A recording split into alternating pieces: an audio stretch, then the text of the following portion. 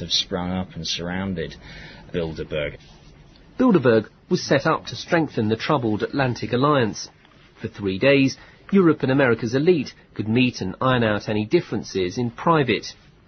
Figures from the centre-left, like Gateskill, have always been a feature at Bilderberg, because big business and the Americans wanted to get them on their side. The conference papers show exactly what was discussed within the secret confines of Bilderberg. What's striking is the degree of consensus reached by those at the meeting on contentious topics like European integration. Here's another interesting, it's another paper from the first one, it's about the European Union. It's interesting here saying some sort of European Union has long been a utopian dream, but the conference was agreed that it is now a necessity of our times.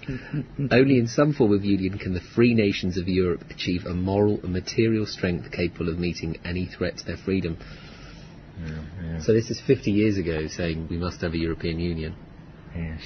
But again, reflecting the fact that many of the people involved in planning Bilderberg had also played leading roles in getting the European movement going in the late 1940s and early 50s. And the fact the Americans want it so much as well because they want a stronger Western Europe to resist possible Soviet aggression. Without Bilderbergers, Europe could be a very different place. From his study of the group, Mike Peters, a sociologist from Leeds Metropolitan University, is convinced that members of Bilderberg helped to conceive, create and establish all of the major European institutions. The single currency was mooted first by people who were connected with Bilderberg. The sheer wealth and importance of the people who attend Bilderberg suggests that this is one of the most important political forums in the modern world, far more important than the G8, which seems to attract a lot of media attention. The G8 seems to be just a sort of showcase. The number of journalists and academics writing about the G8 dwarfs the number of students of Bilderberg. It's only in the last few years that British MPs have started asking awkward questions about Bilderberg. In 1999, Tony Blair was questioned about Bilderberg by the Liberal Democrats. His written reply reveals little.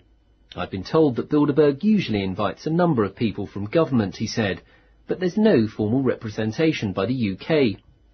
What the Prime Minister fails to mention is that both he and the Chancellor were at Bilderberg when they were in opposition.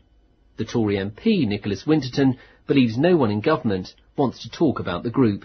I asked, I think, 2 or 3 questions and got a totally negative reply. In my view, it's quite clear that nobody wishes to talk about Bilderberg and those that take part in their meetings. What bothers Eurosceptics like Nicholas Winterton is the Europhile tendency of Bilderberg.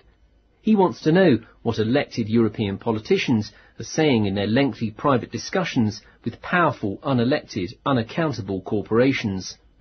I'm not saying that what they're doing is illegal. I'm saying it is somewhat sinister, and bearing in mind they're such powerful people, why are they not prepared to be more open about the subjects that they discuss and perhaps even the decisions that they reach following these discussions? Maybe if I get Kenneth Clarke on one side one day, I might have a natter in his ear as to why he went, what was discussed, if he's prepared to declare to me what was discussed, and why he actually took a decision to go to such a meeting. If you do speak to Kenneth Clarke, you can ask him for us, because he won't speak to us about it. He wouldn't tell us why he'd been, why he chooses to go, why he's on the steering committee, so he's quite a key member of Bilderberg. I shall certainly ask him that, and will indicate that I think it's very wrong that a politician is not prepared to be more open when he meets important people at clearly what is an important gathering each year. Will you let us know what he says? I suspect I shall get just as rough an answer as you have, and a negative answer, I don't think for a moment, sadly, that he would reveal to me what transpires at these gatherings. Day 2 of the conference, and with all the guests inside, we tried to get a peek through the dense foliage of the surrounding parkland. Our guide was Chris Bolin, a photographer for Jim Tucker's right-wing magazine, who's been to almost as many Bilderberg conferences as our own Kenneth Clarke. It's quite secretive, isn't it? Obviously, I mean, look, ahead of us, there's security and then a long driveway, maybe half a mile up to the hotel. I mean, we're not going to get anywhere near it. What's important with Bilderberg is discretion. They don't want to be identified. That's why when they drive up, they hide their faces. They don't want the public to know that they're attending this meeting. Are secretive about it. Why do they not want to be identified with Bilderberg? Why do you think that is?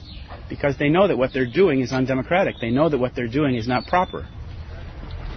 What could they do to make you think it's okay, they're being open, there's nothing sinister going on? Well, a tiger can't change his spots or whatever. They can't change what they are, and what they are doing is undemocratic, and so they really can't show a different face because that's what they are. We were one step ahead of the conspiracy theorists. We'd arranged to meet Bilderberg's affable Secretary-General, Martin Taylor, outside the conference, and he promised to give us a list of the participants. Hello there. Hi, I'm Simon Cox. I'm Martin Taylor. Thanks for coming out. Should we go somewhere a little bit quieter? Absolutely. Sure. I brought you the papers you were looking for. Oh, right. So these are the same as the list of participants that will be in every participant's pack. So you've got the Prime Minister? Prime Minister? We've got a couple European of Prime Ministers, Commissioner? yes. Do you have many? Are there many European commissioners? I'm obviously only on this first page. We've got a couple this year. We've got Fritz Bolkestein and Pascal Lamy coming. You'll probably find a third man and shame me. Oh, you got James Wolfenson there, President of the World Bank. Oh, Paul Wolfowitz. Paul will be coming later on. He's not here today. Right. It's very good of him to come because he obviously has immense pressures on his time, but he was a member of the steering committee of Bilderberg for many years. So will you be looking out for people in Britain or in Europe who you think they may be interesting people to ask to the next Bilderberg meeting? Or? Yes, perhaps not as hard as I should be, but I mean, people come to one's attention in all sorts of ways. I mean, sometimes you see them somewhere at a meeting and they're very bright, and sometimes you read something they've written. So how would I get to Bilderberg? Oh, just keep on the way you're going. I don't think there'll be any problem. And it's useful to know who's coming. But what about the agenda? What are you going to be talking about? Since Bilderberg's raison d'etre is the transatlantic relationship, and that's been somewhat in the news, I mean, you won't be surprised that we're talking about not just Iraq, but the whole issue arising from the war. You have this sort of, I don't know the best way to describe it, a code, I suppose, isn't it, that you don't talk about the meeting. Just what's called in English Chatham House rules. Right. If you break those, what happens? You just wouldn't be asked again? You wouldn't be asked again, no. What isn't on, and what people know isn't on, is to say, I heard X say this at a panel, or Y was very critical of so on and so forth, because if people think that's going to happen, they will clearly be much more careful what they say, and then you're back in the public situation. We knew who was there, but we still didn't know what they'd said. Getting people to breach Bilderberg's secrecy rule wouldn't be easy. Discretion could be guaranteed from a cast list, including the Governor of the Bank of England, Gordon Brown's special advisor Ed Balls, the Cabinet Minister Lord Williams, Henry Kissinger, and several Prime Ministers. We weren't surprised when they all declined politely to be interviewed. This is Karina Poulsen from the Prime Minister's office in Copenhagen. You wrote a letter to the Prime Minister requesting an interview regarding the Bilderberg.